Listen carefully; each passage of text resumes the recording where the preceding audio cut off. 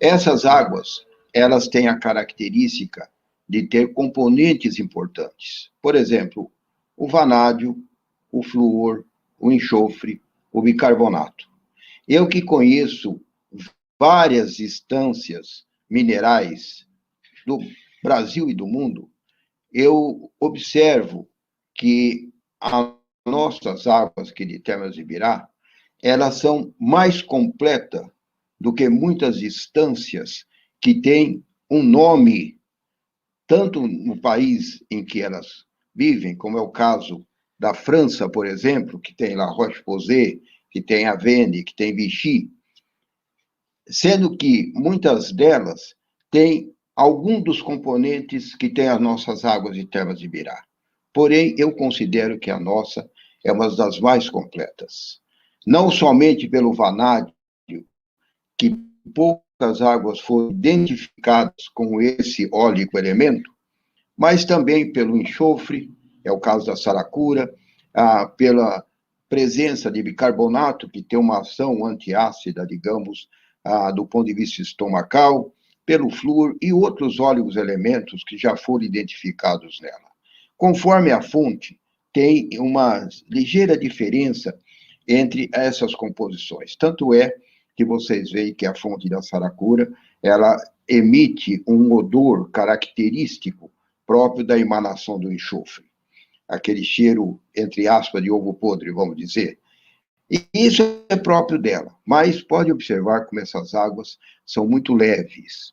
Do ponto de vista da utilização, digamos, num banho, digamos um banho de imersão nessas águas, a sensação que dá na pele, logo depois, é que a pele está ensaboada, exatamente pela grande hidratação que ela provoca, e dessa maneira, vamos dizer, entumece um pouco o tecido, e desse modo dá essa sensação nessas pessoas. Do ponto de vista sistêmico, claro que poucas pesquisas existem do ponto de vista laboratorial que possa realmente firmar essas características.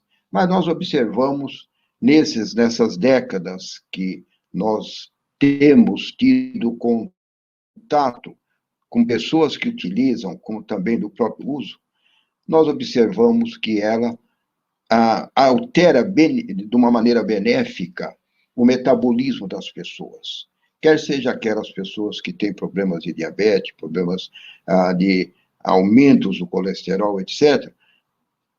O fato é que, na realidade, as pessoas se sentem beneficiadas com isso. Do ponto de vista dermatológico,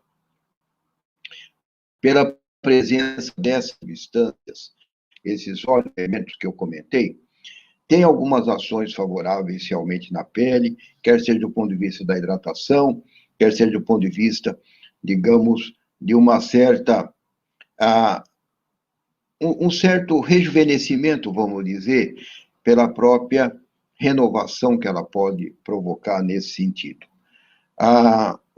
Nós fizemos aqui, por intermédio de um pedido da Prefeitura de Ibirá, na época, 1990, e patrocinado pela Secretaria de Saúde em convênio com a FAMERP, na qual eu sou professor da Faculdade de Medicina, até chefe do Hospital de Base de São José do Rio Preto, nós fizemos durante 2 anos uma pesquisa sobre essas águas, no qual, o que nós fizemos para isso na época? Montamos um ambulatório dentro do balneário.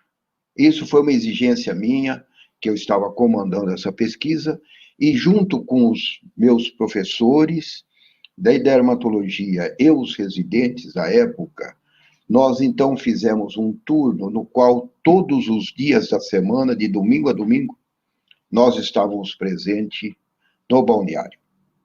Desse modo, tornamos obrigatório a passagem por uma consulta médica a todas as pessoas que chegassem até o balneário, digamos, para um banho de imersão para utilizações. Dessa maneira, nós, tanto além de darmos um apoio médico para essas pessoas, o nosso objetivo era identificar as pessoas que procuravam essas águas no sentido do que apresentassem de doenças. E, claro, existe uma tradição a respeito dos benefícios dessa água desde as épocas em que não tinha uma colonização aqui. E os índios observavam que existia um fator benéfico nessas pessoas. Tanto é que depois, quando transportavam gado pelas estradas durante muito tempo, ao passar por Termas de Ibirá, essas pessoas, esses tropeiros, eles colocavam mais nos mananciais dessas águas aquele gado que estivesse com uma certa deficiência orgânica, problemas de pele, e observavam que nos dias que ali ficavam, havia uma recuperação desses animais. Daí que surgiu, então, a história, vamos dizer, de que essas águas eram benéficas para um ser vivo. No caso aqui, como transportar para o ser humano. Então, com isso, nessa pesquisa nossa, nós conseguimos identificar pacientes com determinadas doenças que nós passamos a observar, que obtinham um benefício.